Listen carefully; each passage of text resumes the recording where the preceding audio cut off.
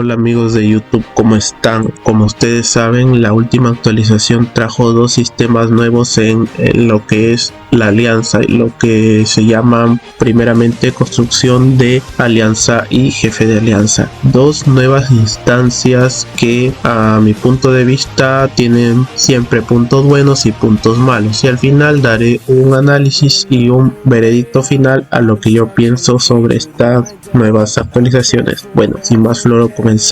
En construcción de alianza hay una construcción que se llama almacén de recursos de la alianza, donde los miembros de la alianza pueden almacenar y solicitar recursos aquí. Esto es una ayuda puesto que ya no necesitan una cuenta banco para poder almacenar los recursos a través de ese edificio, pues eso se obvia. También hay una construcción llamada torre de defensa de alianza. Dice durante la construcción los miembros de la alianza que no hayan activado ninguna tregua o que tengan una tregua inferior a 12 horas, se le activará una tregua de 12 horas. Bueno, esta utilidad es más que nada para los jugadores que se olvidan burbuja o por algún motivo que escapa de ellos, como el corte de luz o mala señal de internet, o están en un lugar donde no tienen acceso a internet ni señal y por ende no pueden ponerse burbuja, porque hoy en día no es excusa para ponerse la burbuja, muchachos.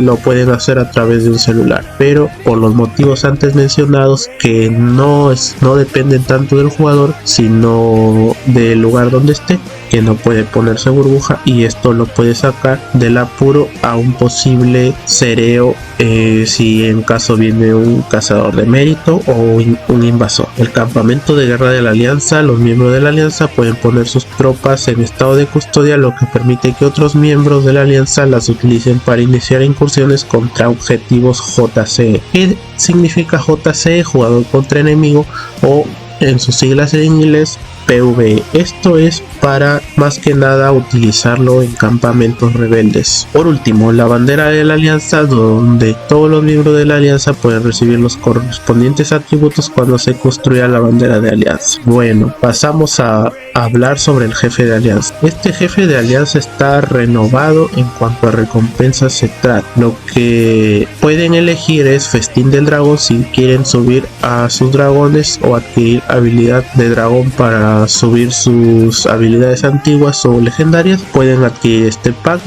que les puede ofrecer 72 piezas avanzadas, 72 carne de buey. Listo para salir. Esto es más que nada para los jugadores nuevos que todavía no completan su refinamiento y están subiendo su ropa a dorado. Esto es más que nada para alianzas nuevas o en crecimiento. Soldados incomparables, que esto me imagino que lo buscarán las alianzas de hoy en día por el tema de las armas. Puedes adquirir 1000 minerales de reforja de arma, muy útil para poner opción a las armas rojas, que cuestan 40 minerales si es un arma roja free to play, o 100 minerales si es un arma de un comandante de pago. Gran debut. Bueno, esto es también para jugadores nuevos o jugadores que no hayan maxeado su medalla de tropa universal. Se les servirá este pack. Y el liderazgo de la alianza pues puede optar por las recompensas antes mencionadas, y ese es un punto muy bueno. Ahora pasemos a los puntos malos. Esto es más que nada para alianzas avanzadas, como lo es en el caso de mi alianza. Yo los estimo y los quiero a los FDH, pero estando con ellos pues no podría rankear en eventos de reino, o tampoco no pudiera hacer PvP de manera frenética. Tendría que cambiar mi juego a castillo cero para no estar expuesto a los golpes de los enemigos, y esto también como que te obliga a estar con tu alianza. Si ustedes por algún motivo se salen, ya sea por recursos, por trenes, no te va a dejar golpear al jefe. En este caso dice: no has estado en la alianza el tiempo suficiente para participar en la batalla de jefe de alianza. Es porque me he salido, y esto dura 7 días calendario. Eso es el punto malo para aquellos jugadores que se salen a hacer eventos de trenes. Este es un punto malo porque no pueden adquirir las recompensas de la alianza. Otro punto malo de esta actualización es el tema de que te obliga a estar en el reino con tu misma alianza. Y a mi punto de vista pues no lo veo útil estar con mi alianza, debido al tema de que a mí me gusta tener recompensas de reino por mi cuenta. Estando con ellos me va a ser más difícil lograrlo. Sumado a eso, miren el poder de la alianza que tiene FDH. Imagínense que todos estuviéramos en el mismo reino. El reino tendría 137 billones de poder y pues estaría expuesto a una invasión